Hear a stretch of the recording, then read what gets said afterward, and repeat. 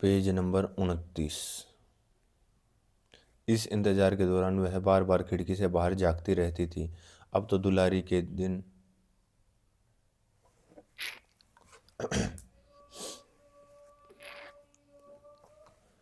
Page number 29। इस इंतजार के दौरान वह बार बार खिड़की से झांकती रहती थी। अब तो दुलारी के दिन उसकी याद की खुशबुओं से तर होते, रातें उसकी ख्वाबों से गलों गुलजार होती। वह उसमें खो सी गई थी। अब शहजादी बेचैनी से अपने अब्बा की प्रतीक्षा कर रही थी और अंत में सुल्तान उत्कल से पराजित होकर वापस लौटा, इसलिए वह चिड़चिड़ा और क्रोधी हो गया था। वह गुस्से से गरज रहा था। उसके इस्पाती पंजे की जकड़ से सारा शहर कांप उठा। लेकिन जब वह हरम में पहुंचा तो उसका सारा गुस्सा काफूर हो गया।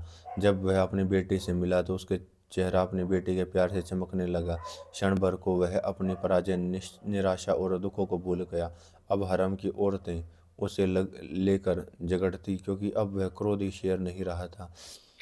वह एक छोटा मोटा आदमी हो गया था जिसे अच्छे खाने, अच्छी शराब और अच्छी औरतें पसंद आती थी। वह नरम गद्द और शानदार दीवानों पर लौटता, शराब पीता और इन छोटे मोटे आनंदों से खुश होता। उत्कल नरेश से युद्ध हुआ। युद्ध केवल एक दुस्वप्न बनकर रह गया, एक ऐसा दुस्वप्न जिसे वह भूल जाना चाहता था। दुलारी उसके पास आई। उसने एक अंधमुंदी आंखों से देखा और बैठ गया।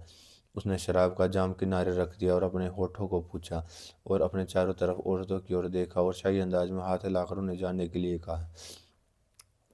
वे सब खड़ी रही और कमरे में से बाहर चली गई। जाकिया बाहर निकलने में हिचकिचा रही थी, पर उसने उसकी तरफ क्रोध भरी दृष्टि से देखा। वह भी चुपचाप बाहर निकल गई।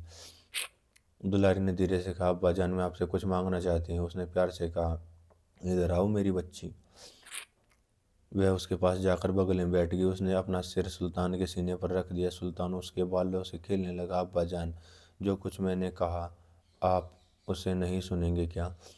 उसने सिर हिलाया। उसे कभी अपनी बेटी की इच्छाओं और तमन्नाओं के विषय में चिंता नहीं रही, क्योंकि उससे चाहे कुछ भी हो वह हमेशा सीधी और सरल ही होती थी। अब्बा जान, मैं शादी करना चाहती हूँ। इतना सुनते ही सुल्तान के चेहरे पर मुस्कान गायब हो गई और जिन हाथों से वह बाल सहला रहा था वे एकाएक कठोर पड़ गए। उसने अटक अटक कर कहा, 17 साल की एक ऐसी लड़की की ऐसी अर्ज कुछ अजीब सी है अब्बा जान। मुझे कभी न कभी शादी करनी ही है, क्यों ना अभी कर लूं। उसका तनाव फिर छूट गया। वह लड़की मुसीबत बनने जा रही है। उसे इसके लिए किसी सरदार की खोज करनी होगी। उसके लिए एक चुस्त बालक और अच्छे व्यक्ति को सावधानी से ढूंढना होगा और एक बड़ा काम है। उसने पूछा, मेरी बच्ची, क्या यह इतना महत्वपूर्ण है? हाँ अब्बाजान, मुझे एक आदमी से इश्क हो गया है। उसने उसके बालों को नोच लिया और दुलारी इस नोच खसोट के कारण धीमे से चीख पड़ी। वह छोटी सी लड़की बहुत अजीब थी और किस वक्त क्या बोल क्या कर बैठे यह कोई नहीं जानता था। वह उससे बहुत प्यार करता था और चाहता था कि वह सदैव खुश रहे, लेकिन वह उसके पीठ पीछे क्या करती रही। तब उसे लगा कि वह उसके बालों को बहुत जोर से पकड़े, इससे उसे दर्द हो रहा है। उसने दुलारी के बाल छोड़ दिए और उसने चिड़चिड़ाहट और गुस्से में पूछा, कौन है वह आदमी? दुलारी ने सुल्तान के अंदर हुए परिवर्तन को महसूस कर लिया और वह जानती थी कि उसकी बातों से अब्बा जान के दिल को धक्का लगेगा, लेकिन उसे इस बात के लिए तैयार रहना ही था। और अब वह इतना और आगे बढ़ चुकी थी कि यहाँ से वापस नहीं लौट सकती थी। उसने फुसफुसाकर कहा, उसका नाम काला चंद राय है। उसका तनाव छूट गया और वह मुस्कुराने लग गया। यह तो केवल किशोरावस्था का प्रेम, हर लड़की बहादुर आदमी को चाहती है। काला चंद तो फिर भी सुंदर भी है। क्या फौजदार? उसने पूछा। जी अब्बा जान। मेरी बच्ची, वह तो हिंदू है। जी अब्बा जान, वह एक मामूली आदमी है। उसने सुलेमान के सीने पर अपना सिर उठाया और क्रोधित आंखों में झांक कर देखा। अब्बा जान, वह एक मामूली आदमी नहीं है। क्या मैं आपकी बेटी नहीं हूँ? वह सहृदयता से वह सहृदयता हृदयता से मुस्कुराकर बोला, तो तुम उसकी परख कर चुकी हो? मैं उसको परख चुकी हूँ। वह बहुत सज्जन और आदर के योग्य है। वह शाही ढंग से चलता है। मैं जानती हूँ कि वह ब्राह्मण है तथा विद्वान है। वह सुंदर है। मैं उसे रोज उस समय देखती हूँ जब वह महानंदा में नहाने आता है। अब्बा जान, मैं उससे प्यार करती हूँ। मैं सिर्फ उसी से निगाह करूँगी। उसने दुलारी के कंधे थपथपाए और उसके गाल सहलाते हुए बोला, सिर्फ उसी से? लेकिन वह बहुत गंभीर और संजीदा थी। उसने जोर देकर कहा, मेरा फैसला अटल है। सुलेमान कर्रानी ने गहरी सांस ली। बेटी, तुम बहुत जिद्दी हो। क्या वह तुम्हें प्यार करता है? उसने सिर झुका लिया। जब उसने सिर झुकाया तो उसकी आंखों से आंसू भरे हुए थे। दुलारी ने बहुत धीरे फुसफुसाकर बहुत दुखी आवाज में कहा, अब्बाजान, उसे तो यह पता भी नहीं कि मैं कोई चीज हूँ। सुल्तान ने कहा, या अल्लाह, तुम उसे इश्क करती हो और उसे तुम्हारे बारे में पता तक भी नहीं है। परिस्थिति की विडंबना से वह मुस्कुरा पड़ा। फिर वह खिलखिलाकर हंस हंस पड़ा। पगली कहीं की, ऐसी बात कभी किसी ने सुनी है? दुलारी कुछ नहीं बोली और उसे हंसने दिया। सुलेमान उसका गंभीर चेहरा देखकर शांत हो गया। उसने कहा, ठीक है, मैं उम्मीद करता हूँ कि पठान की बेटी को उसके प्यार के बदले प्यार मिलना चाहिए, और वह अगर तुम्हारे प्यार के जवाब में प्यार नहीं करेगा तो मैं उसके टुकड़े टुकड़े कर दूंगा। हम देखेंगे। जब दुलारी चली गई तो फिर वह शराब पीने लगा। उसका परिहास फिर लौट आया और वह खिलखिलाकर हंसने लगा। अगले दिन सुल्तान ने अपने वजीर सैयद हैदर हुसैन को बुलवाया। वैसे सुल्तान सुलेमान बादशाह था, लेकिन सैयद हैदर हुसैन का आदर सम्मान उसकी उम्र तथा विवेक के लिए करता था। उसने कहा, मेरी बेटी फौजदार कालाचंद राय से प्यार करती, क्या आप इस रिश्ते को मुमकिन समझते हैं? बूढ़े वजीर ने आश्चर्य से कहा, अल्लाह पना, आलम पना, क्या आप दुलारी को एक काफिर के साथ निकाह करने की इजाज़त देंगे? सुल्तान ने मुस्कुराकर कहा, माँ बदौलत जानते हैं कि वह एक बहादुर आदमी है। उसका बाप भी एक बहादुर फौजदार था। प्यार करने वालों के पीछे मजहब क्या होता है? स्तब्ध होकर वजीर ने कहा, क्या कालाचंद ने शहजादी पर नजर उठाने की हिम्मत की है? सैयद, बात बिल्कुल उल्टी है। दुलारी ने कालाचंद पर नजर उठाई है। वह तो इस बारे में जानता भी नहीं कि मैं यह रिश्ता चाहता हूँ। वजीर हुसैन अपनी दाढ़ी सहलाने लगे। हम यह रिश्ता तभी कर सकते हैं जब वह इस्लाम कबूल कर ले। हमारी शहजादी से शादी करने के लिए कुछ भी करो, वह बहुत दुखी है। आलम पनाह, मुझे क्या करना है? जल्द से जल्द उसके पास हमारा पैगाम भिजवा दो। वजीर ने कालाचंद को बुलाया। वह तत्काल आ गया। वह अपनी जवानी से सज रहा था और शानदार वस्त्रों से वह और भी अधिक खूबसूरत लग रहा था। उसने झुककर वजीर को सलाम किया। वजीर प्रभावित था। कोई भी स्त्री इस आदमी से प्यार कर सकती है, इसमें कोई आश्चर्य नहीं है। दुलारी इससे प्यार करने लगी थी। उसमें वे सब गुण थे जो किसी भी स्त्री को दीवाना बना सकते हैं। वजीर ने कहा, फौजदार, मेरी बगल में बैठो। युवक के चेहरे पर परेशानी के भाव झलक रहे थे। हुजूर, मैं खड़ा ही अच्छा हूँ। कालाचंद, सुनो, जो मैं कहता हूँ वह तुम्हें मानना चाहिए, और यहाँ आओ, मेरी बगल में बैठो। असमंजस में कालाचंद वजीर की बगल में बैठ गया। वजीर आगे बोला, सुल्तान, तुम पर एक मेहरबानी है, बल्कि मैं तो यह कहूँगा कि उनकी साहबजादी की नज़र इनायत तुम पर है। आलम पनाह की ख्वाहिश है कि तुम शहजादे से निकाह कर लो। निकाह? कालाचंद एकदम चौंक पड़ा। हाँ, निकाह, लेकिन इससे पहले तुम्हें मुसलमान बनना होगा। उलझन के भाव उसके चेहरे से गायब हो गई। यह बेहुदा बात थी। प्रस्ताव बेवकूफ़ी से भरा था। उसके चेहरे पर गुस्सा उभर आया। वह एकदम तमक कर खड़ा हो गया। कभी नहीं, कभी नहीं, उसने कहा। वजीर ने चेतावनी दी कि यह शाही हुक्म है। सुलेमान ने कहा, नहीं कहकर कोई जिंदा नहीं रह सकता। कालाचंद का मन हुआ कि वह जोर से हंस दे, लेकिन आश्चर्य हुआ कि कहीं वह कोई स्वप्न तो नहीं देख रहा। शाही हुक्म मजाक है क्या? मैं सुल्तान की बेटी से क्यों शादी करूं? मेरी पहले से दो पत्नियां, मैं तीसरी पत्नी की कामना क्यों करूं? फिर भी वह एक मुसलमान की लड़की, शहजादी यही चाहती है। हजूर आला, मैं ही क्यों, फौज में अन्य भी तो सैकड़ों सरदार हैं। वह जिससे शादी कर सकती है, वे इस संबंध के लिए अपनी ज़िंदगी देने के लिए तैयार हो जाएंगी। मुझे इससे कुछ लेना देना नहीं। वजीर बूढ़ा गुस्से से चीखा चिल्लाया नहीं। वह शांत था, लेकिन उसके शब्द तीखे और तेज थे। कालाचंद, तुम बेवकूफ़ हो। तुम्हारी इस हरकत का नतीजा खतरनाक होगा। यह तो और भी अधिक हास्यास्पद बात होगी। हम में से एक जरूर पागल है, जो कि हम फिजूल बातें कर रहे हैं। मैं एक मामूली सा फौजदार इंसान हूँ। कालाचंद की आंखों में एक बार तो कामुकता की झलक नजर आने लगी, परंतु तुरंत ही वह संभल गया और बड़े स्वाभिमान के साथ उसने बूढ़े वजीर से कहा, हुजूर, आप जानते हैं कि आप क्या कह रहे हैं? भला एक शहजादी मुझसे शादी क्यों क्यों करेगी? ऐसा उसने मुझ में क्या विचित्र देखा। मेरी 2 बीवियां पहले से मौजूद हैं, उनके बच्चे भी हैं जो जी जान से मुझे चाहते हैं। भला क्या इन हालातों में तीसरा निकाह करना मेरे लिए जायज़ होगा? यह हमारे हिंदू धर्म के खिलाफ है हजूर, ऐसा मत करिए। मैं अपने जीते जी ऐसा कभी नहीं करूँगा। आप जाकर अलीजा को समझाइए तथा उनको ऐसा अनुचित कार्य करने से रोकिए। हो सकता है कि अलीजा के समझाने बुझाने पर शहजादी उनकी बात मान जाए और शहजादी के ऊपर से ये इश्क का भूत उतर जाए। कालाचंद की यह बातें पूरी भी नहीं हुई थी कि बूढ़ा वजीर गुस्से से तमतमा उठा। उसने अपनी पूरी ताकत से चीख कर कहा, कालाचंद, तुम अभी माँ बदौलत की आदत से बेखबर हो। तुम्हें वह कल ही फांसी के तख्ते पर चढ़वा देंगे। मेरे बच्चे, मैं नहीं चाहता कि सुल्तान तुम्हें दुनिया से नस्ते नाबूद समाप्त कर दें।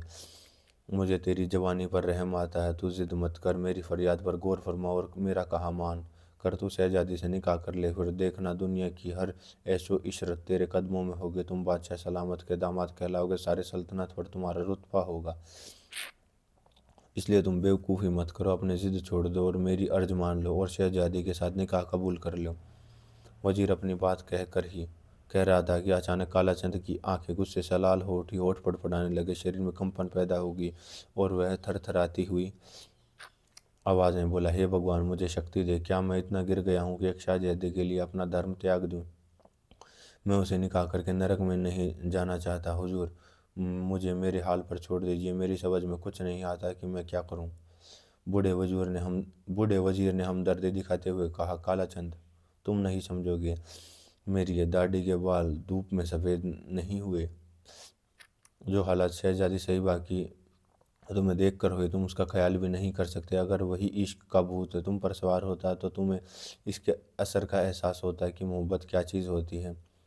तुम्हें अल्लाह ने अच्छी सेहत बख्शी है। अगर 4 निकाह और भी कर लो तो तुम्हारा क्या बिगड़ने वाला है? तुम हमारे पुरखों को तथा पुराने बादशाह को ही देख लो। एक एक बादशाह की अनेक अनेक बीवियाँ रहती हैं, पर मजाल है कि किसी को कोई फर्क पड़ा हो।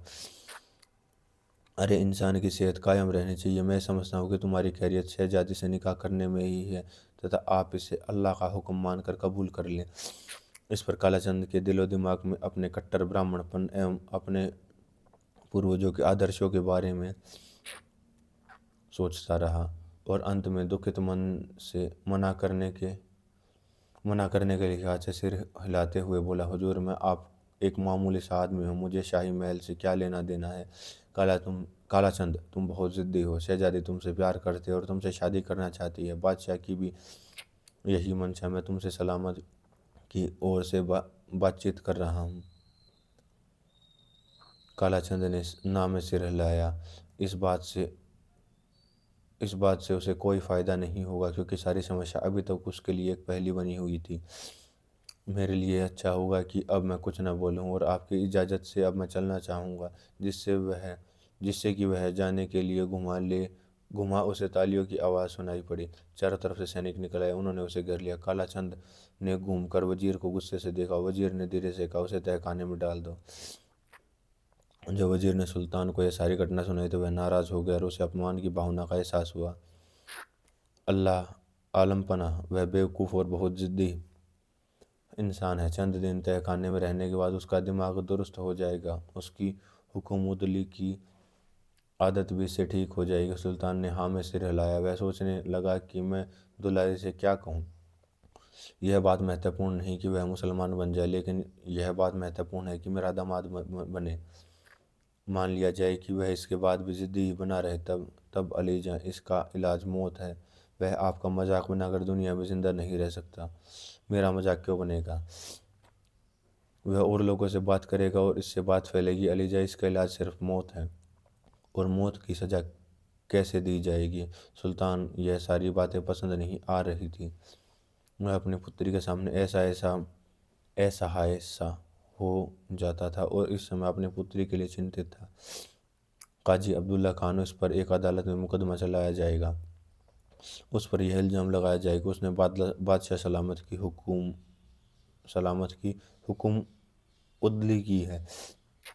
सैयद साहब, मेरा कानून कठोर जरूर है, लेकिन वह अन्याय नहीं, आप मुझे अन्याय में शामिल करना चाहते हैं। अलीजा, मुझे और कुछ सूझ नहीं रहा, या तो मुकदमे में उसे सजाए मौत दी जाए या फिर वह सदा के लिए तय खाने में रहे। हुजूर, गुस्ताखी माफ़ हो, आप समझने की कोशिश करें, हम उसे सीधा कत्ल भी तो नहीं कर सकते, हमारी मजबूरी है, हम उसे आज़ाद भी नहीं कर सकते।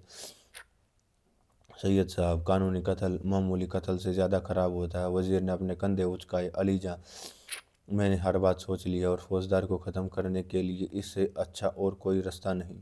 सुल्तान ने गहरी सांस ली। उसे कालाचंद पर गुस्सा आ रहा था। उसने एक गंभीर समस्या पैदा कर दी थी। वह ख्यालों में खोया हुआ सा लग रहा था। उसने वज़ीर बेचैन लग रहा था। अंततः सुल्तान ने सिर उठाया तो कुछ कहा नहीं, केवल अपना सिर हिलाया। वज़ीर ने झुककर कॉर्निश बजाई और वापस चला गया। उसने विवेक के बावजूद भी वज़ीर सुल्तान को समझ नहीं पा रहा था। एक महान योद्धा जो बिना पलक झपकाए हजारों लोगों को मौत के घाट उतार देता था, आज वह अपनी बेटी के मामले में बहुत कमज़ोर सा नजर आ रहा था। सारी दुनिया उसके पैरों में पड़ी थी, लेकिन वह अपनी बेटी का गुलाम था। एक विचित्र बात थी कि इतना क्रूर हृदय रखने वाला व्यक्ति अपने मन में प्यार जैसा अद्वितीय भाव भी रखता था। वजीर ने अपना सिर हिलाया। जो उसकी समझ में नहीं आती थी उसे वह छोड़ देता था। अगले दिन मुकदमे का ढोंग रचा।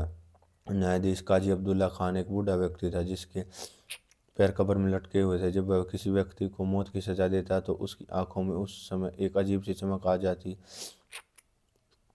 और फिर वह यह तो एक फरेब भरा मुकदमा था जिसका फैसला पहले से हो चुका था।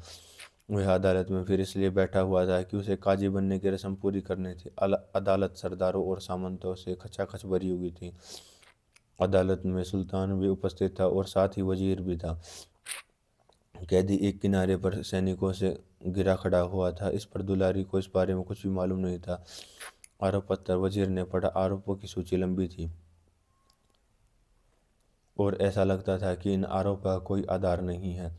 लेकिन सबसे महत्वपूर्ण आरोप था कालाचंद राय बहादुरी ने बादशाह का हुक्म नहीं माना, अर्थात उसने बादशाह की हुकूमतली की है। कालाचंद ने कहा, मैंने अलीजा की हुकूमतली कभी नहीं की, लेकिन मेरे पास उनके हुक्म को न मानने की एक वजह थी। क्या काजी साहब इस वजह को जानना चाहेंगे? काजी ने कालाचंद की बात नहीं सुनी। इतना ही काफ़ी है कि तुमने इस बात का इकबाल कर लिया है कि तुमने बादशाह सलामत का हुक्म नहीं माना। यह सरासर गद्दारी है और तुम्हारा फैसला तुम्हारे इस जुर्म के आधार पर किया जा सकता है। कालाचंद ने विरोध करते हुए कहा, जनाब काजी साहब, यह एक जातीय मामला से सल्तनत के ओहदे का जरा भी संबंध नहीं। काजी ने उसके तरफ घूर कर देखा।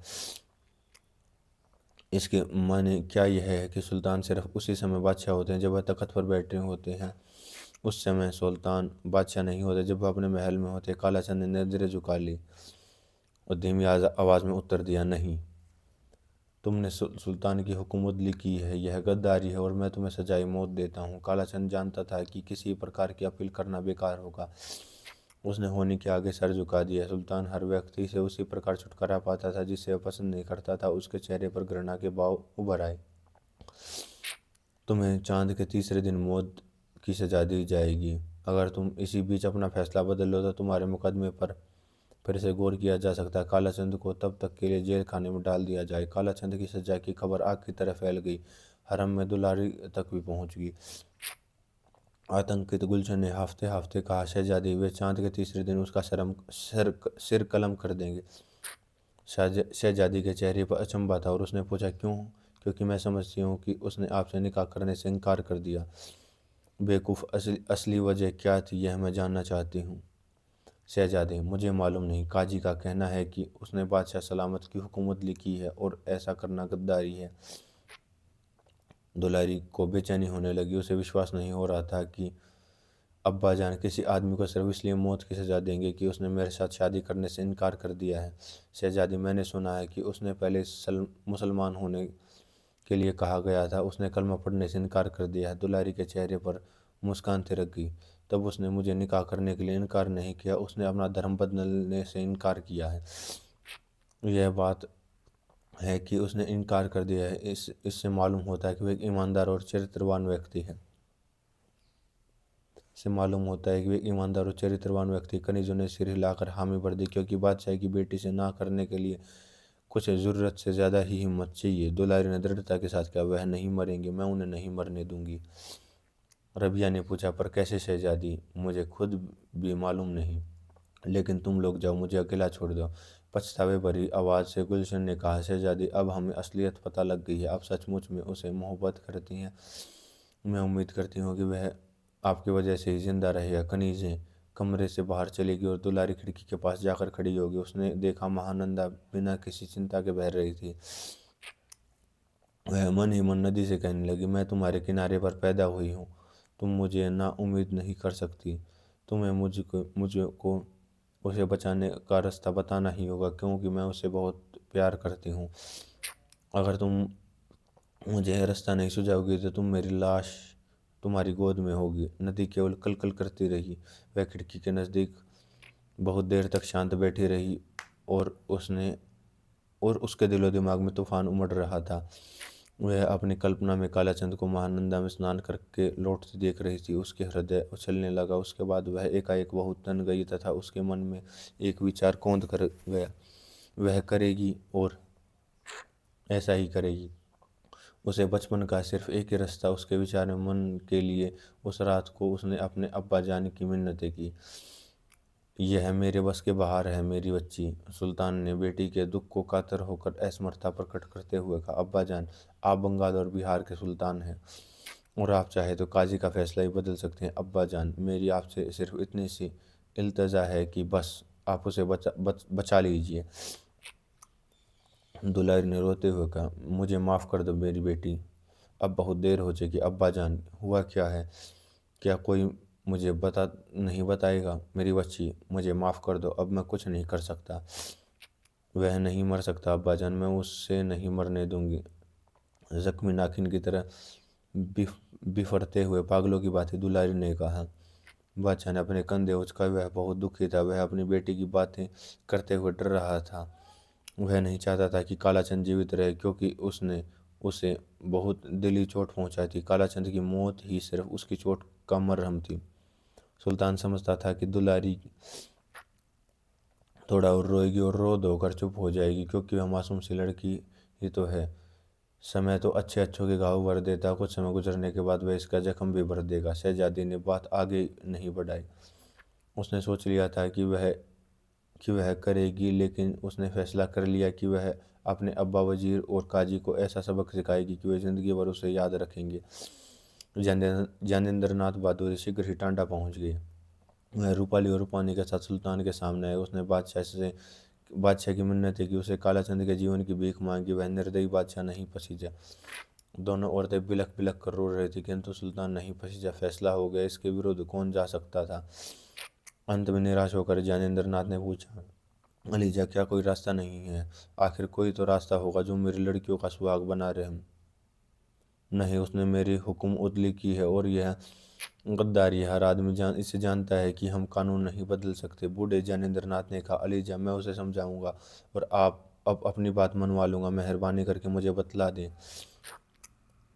उसने कहा, आपका क्या हुक्म नहीं माना?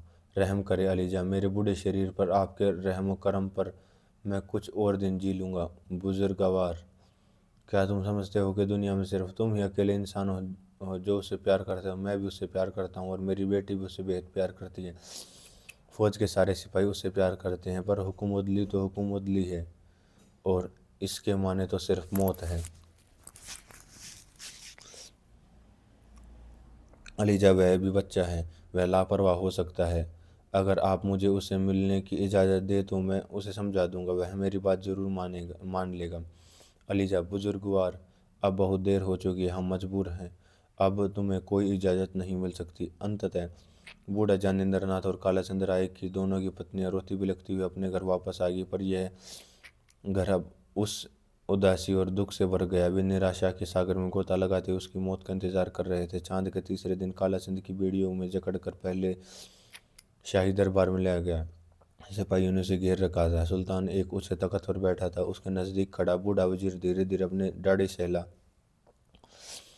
रहा था।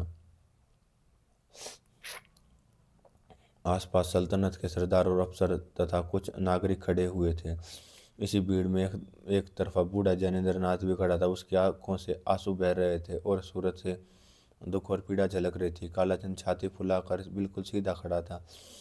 उसकी बाहों की मांसपेशियां फड़क रही थी। वह सुल्तान और वजीर को अपनी खामोश नजरों से देख रहा था। सुल्तान अपने तख्त पर बैठा जेब सा रहा था। सुल्तान का मन कालाचंद की जवानी को देखकर द्रवित हो गया, लेकिन वह निस्सहाय था। कालाचंद एक स्वाभिमानी ब्राह्मण था, जबकि ब्राह्मण को दीन और शालीन होना चाहिए था।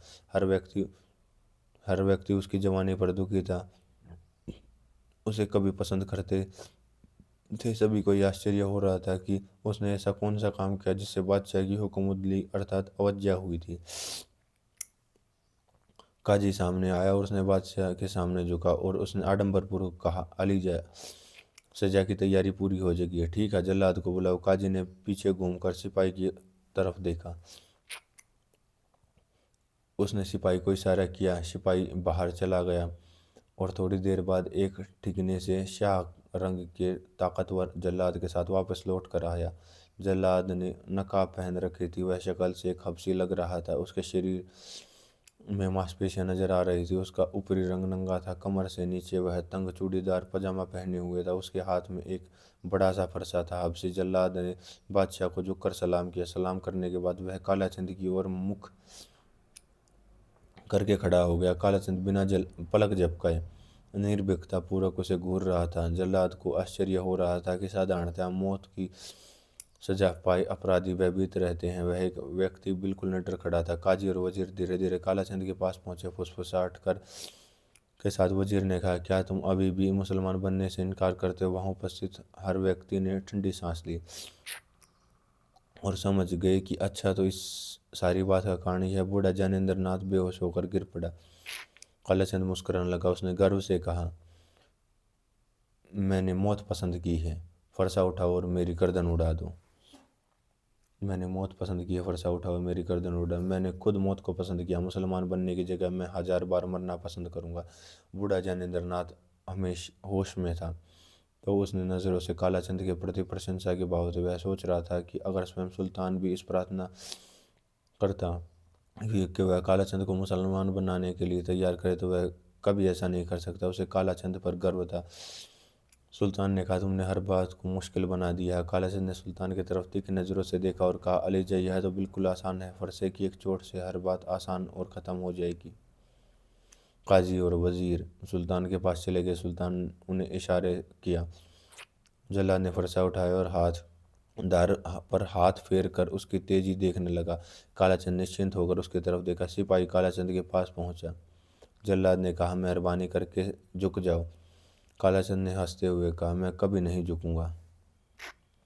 जल्लाद को मेरा सर ऐसे ही उतारना पड़ेगा। जल्लाद को उसको उलझन हो रही थी। वह थोड़ा सा पीछे हटा। उसने अपना फरसा उठाया और उसे चलाने के लिए फरसे की धार पर पैनी नजरों से परखा। बस वह फरसा चलाना ही चाहता था कि अचानक एक निर्भीक बुलंद आवाज आई, ठहरो। पहली पत पहली पत पतली पर आवाज पतली पर तीखी थी। चारों ओर सन्नाटा फैल गया। फरसा हवा में था, जहां का तहां रुक गया। हर कोई यह जानने के लिए इधर उधर देखने लगा कि आखिर यह आवाज किसकी है। काजी और वजीर हतप्रभ थे। सुल्तान खड़ा हो गया। उसे लगा कि सुरीली आवाज जानी पहचानी है। तूफान की झोंके की तरह एक जवान लड़की सामने आई और कालाचंद के सामने आकर खड़ी हो गई। सुल्तान ने खोखली आवाज में आश्चर्य से भरकर कहा, दुलारी। किंतु वह शांत खड़ी रही। उसने गुस्से से भरी आवाज में कहा, इन्हें मारने से पहले मुझे मारना होगा। भीड़ से मुंह से आश्चर्य से निकला, शहजादी।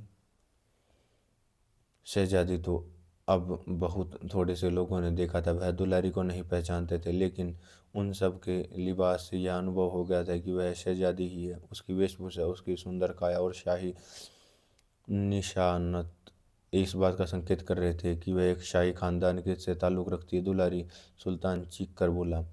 वह गुस्से में था, लेकिन लड़की कानून और उसकी अवहेलना कर रही थी। अब्बाजान, पहले मुझे मार, इन्हें कोई नहीं मार सकता।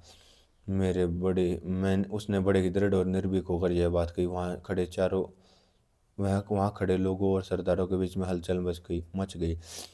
सुल्तान की समझ में नहीं आ रहा था कि वह क्या करे। वह बोचक्का सा नजर आ रहा था। कालाचंद इस लड़की के साहस को देखकर आश्चर्यचकित था। वह अपने आश्चर्य को छिपाने के लिए निचला होठ काट रहा था। यह है शहजादी, शहजादी, बादशाह की बेटी दुलारी।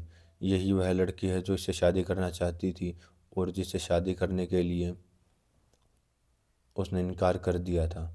उसने कल्पना की कि शहजादी आलसी और जिद्दी होगी। उसने कभी नहीं सोचा था कि शहजादी बेफिरी शेरनी की तरह भी हो सकती है। सुल्तान ने फिर चीख कर कहा, दुलारी, वहां से हट जाओ। दुलारी ने भी चीख कर वैसा ही जवाब दिया, कभी नहीं हटूंगी अब्बा जान। मैं जानती हूँ कि किसको मुझे हाथ लगाने की हिम्मत है। अगर किसी ने मेरे बदन को छू लिया तो फिर मैं आपकी बेटी न रहूंगी। सुल्तान कांप रहा था। वह अपनी बेटी के पास गया। वजीर और काजी की जुबान बंद थी, क्योंकि यह एक शाही खानदान का मामला था और इसके बीच में न पड़ने में ही उन्होंने अपनी खैर समझी। यह कालाचंद बोला, अगर सुल्तान मेरी पिछली गलतियों को माफ़ कर देंगे तो मैं उनकी बेटी से शादी कर लूँगा।